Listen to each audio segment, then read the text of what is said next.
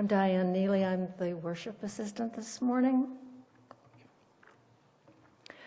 Although my maternal grandmother belonged to the First Christian Church and read her Bible every day, my own nuclear family did not practice any religion. But when I was 12, I marched myself down to the Episcopal Church a few blocks away and joined the intergenerational choir. I love the music and the vestments and the incense and the beauty of the ritual, and I was very fond of Father Bagby, whom I thought was extremely distinguished. He officiated at my first wedding 7 years later, and when I look at the photos today, he looked to be about 26. The young man that I married was an intellectual, and his first teaching job was as professor of economics at Smith College. He was also an atheist.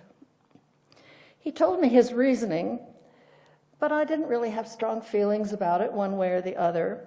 Religion was not on my radar, and I probably fell in the agnostic camp. Many years later, I visited a variety of Christian churches with friends, but none really called to me. At the same time, I began studying astrology and metaphysics. Metaphysics is an idea or a doctrine posited in a reality outside of human perception. It is a philosophy that deals with things beyond the reality that we know and see, like reincarnation, energy medicine, psychic phenomena, the idea of as above, so below, or like attracts like. Like attracts like is the very foundation of inoculation and homeopathics. An infinitesimal small amount of something harmful protects against that very harm.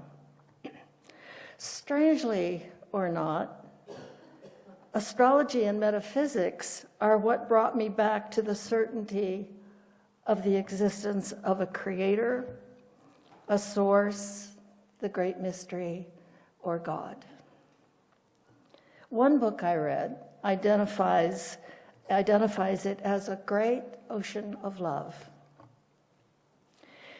Unitarian choral literature, in the interest of being inclusionary, does its best to root out such words as mankind or Lord.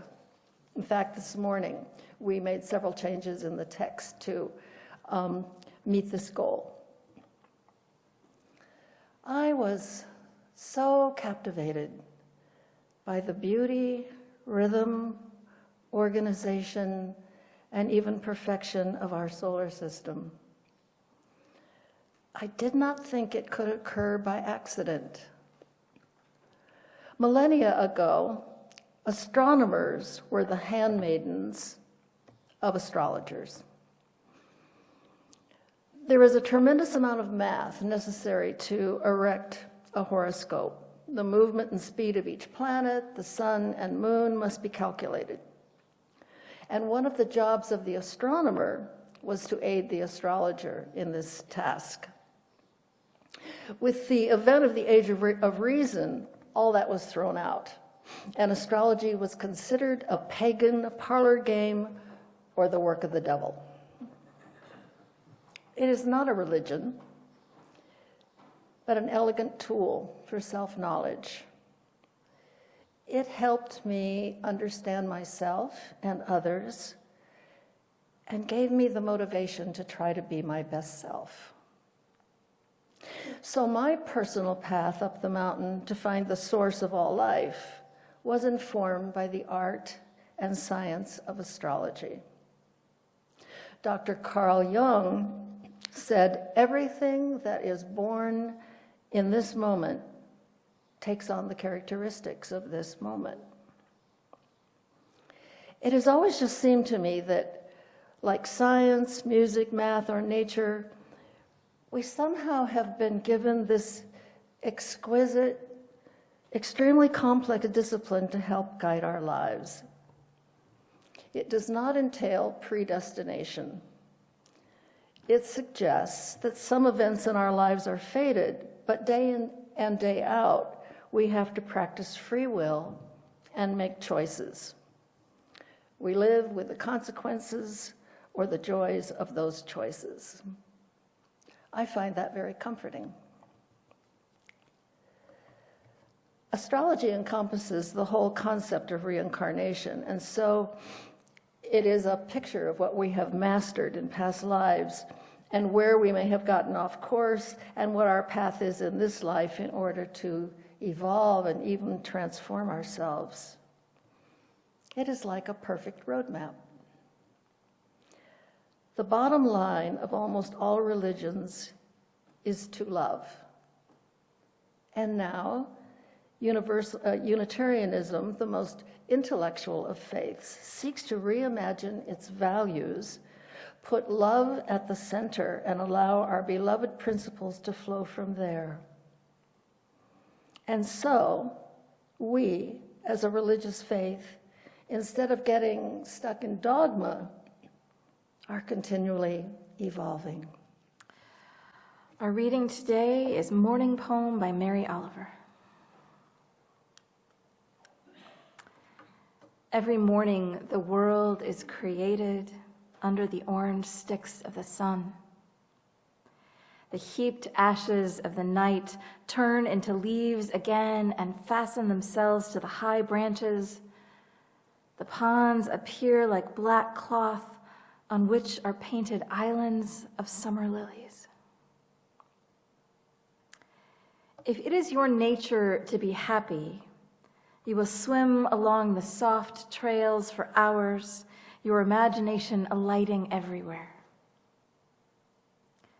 And if your spirit carries within it the thorn that is heavier than lead, if it is all you can do to keep on trudging, there is still somewhere deep within you a beast shouting that the earth is exactly what it wanted. Each pond with its blazing lilies is a prayer heard and answered lavishly every morning.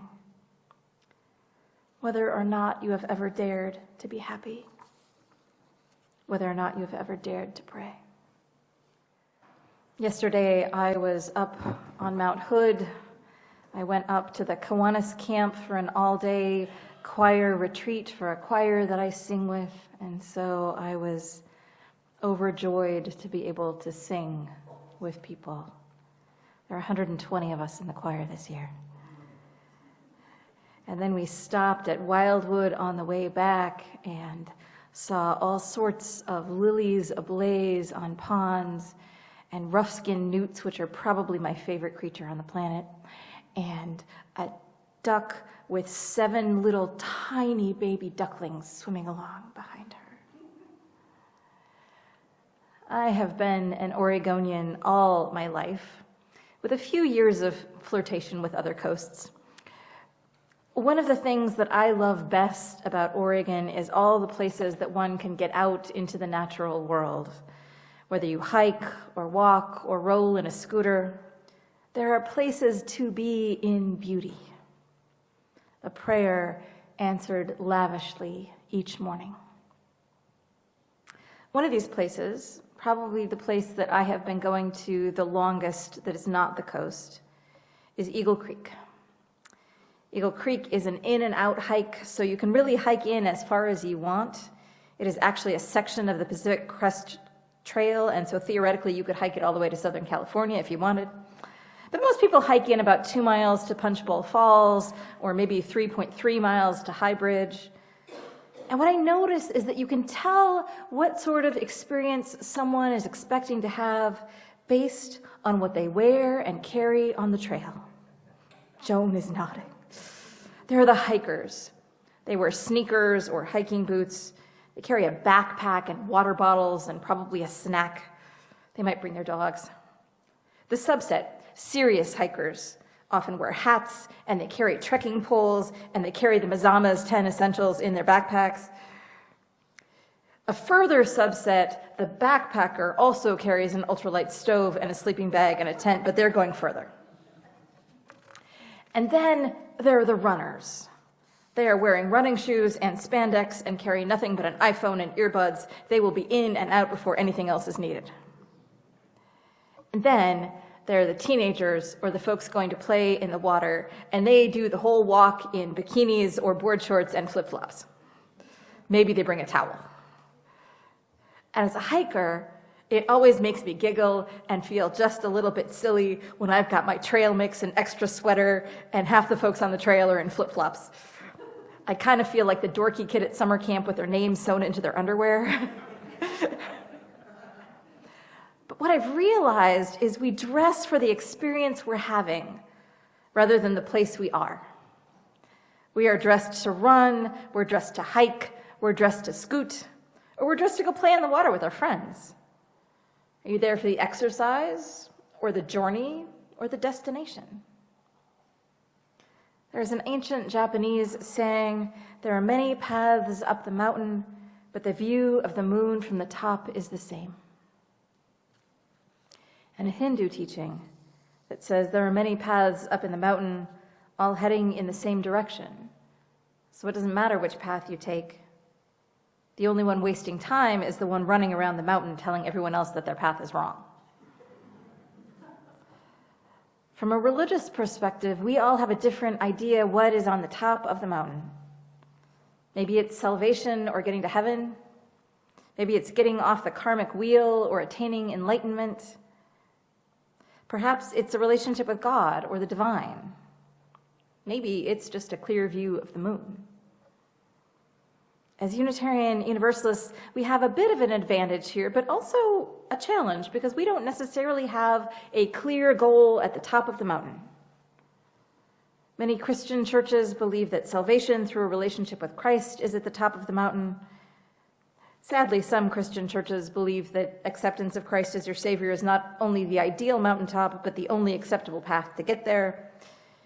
And the idea that anyone with the wrong roadmap is going to hell is an awfully disturbing concept to me. There is an old joke. It's got several versions. Your version is probably different. This is the one I found on LutheranJokes.com. I met a man on a bridge getting ready to jump. And I said, "Wait, friend, don't jump. Don't you have faith in the Lord?" And the man paused and said, "Yes, I do have faith in the Lord." And I said, "Oh, good, I'm a Christian." And he said, "Me too." And I said, "I'm a Protestant." And he said, "Me too." And I said, "I'm a Lutheran." And he said, "Oh my gosh, me too." I said, "I'm evangelical." And he said, "Yes, me too." I said, "I'm with the Evangelical Lutheran Church in America." And he said, "I'm with the Wisconsin Evangelical Lutheran Synod." So I screamed, "Die, heretic," and pushed him off the bridge.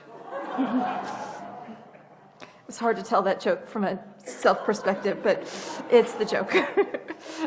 But the truth is there are many Christians and Jews and Muslims and Hindus and Buddhists out there who know that there is way more than one path up the mountain. Heck, even Pope Francis, in a series of talks in Muslim-majority countries, called upon people of various religions to be faithful to one's own religious identity in order to reject any instrumentalization of religion to foment hatred, division, terrorism, and discrimination, and at the same time to witness in increasingly secularized societies the need for God. Pope Francis recalled the great task of religions, that of accompanying men and women looking for the meaning of life, helping them to understand that the limited capacities of the human being and the goods of this world must never become absolutes. And even though many of us don't believe in God, I think we do share a desire to orient ourselves towards something greater than the consumption and consumerism of this world. Admittedly, the Pope may well think you need God to get there, but I don't believe that's so. I think that religious humanism will take us to a similar place. one that arguably will be better for the planet and her inhabitants, because what we do share is a commitment to making this world a better place in the here and now, because we aren't sure what happens afterwards. Marcus Borg, an Episcopalian theologian from Portland, wrote in his 2014 book, Convictions: How I Learned What Matters Most, that there are 5 types of Christians in America today. The first are what he calls conservative, those who believe in the absolute authority of divine revelation. For Protestants, that's the Bible, and for Catholics, that's church hierarchy and the Pope, and who focus on sin and salvation and the afterlife. Conventional Christians, who are Christian because that's what we've always been. They're less passionate about biblical authority, still believe that Jesus will get them to heaven. Borg describes them as the Christian middle in American Christianity. I've heard many folks who are sitting in these pews today say that at one point they fell into the next category of uncertain Christians. Folks who were still part of a church because they like the community or because they grew up there, but they don't still believe everything that was taught. I was an uncertain Christian at 17 when I asked my pastor why exactly we believed that homosexuality was wrong, when on the same page in the Bible, Paul said that women shouldn't cut their hair or wear red in church. Former Christians, the fourth of his categories, may seem like a strange denomination, but according to Borg, former Catholics are the largest single denomination in the U.S. today. Who here is a former Catholic? Yeah, okay. I have my own theory about that. I think we're really good for people who like social justice and ritual and can't buy the dogma anymore. Also believe that women should be allowed to preach. And the last group is one that we have more in common with than we sometimes like to admit, and that is progressive Christians. Progressive Christians, like Unitarian Universalists, are sometimes better known for what they don't believe. In their case, biblical inerrancy, that only Christians are going to heaven, and that Jesus died to save us from sin. But just like Unitarian Universalists have some really important and common beliefs, like love and the inherent worth and dignity of every person, and justice, equity, and compassion in human relations, progressive Christians have beliefs in common too. They believe that the Bible is the most important book there is from a religious standpoint, though they believe in interpreting it metaphorically rather than literally. And they also believe that Jesus, the God made flesh and dwelt among us, is the center of Christianity. Not because he was born of a virgin or because he died so we could be redeemed from sin, but because he, by his actions of feeding the hungry and healing the sick and advocating on behalf of the oppressed, taught us how to live. Sorry, baby gurgles are making me really, really happy. But Borg also says something important that fits us as well, that progressive Christians, and I would say progressive religious people of all stripes, believe that salvation is primarily about transformation in this life. Transformation of ourselves, transformation of the world, one made into a world of justice and care.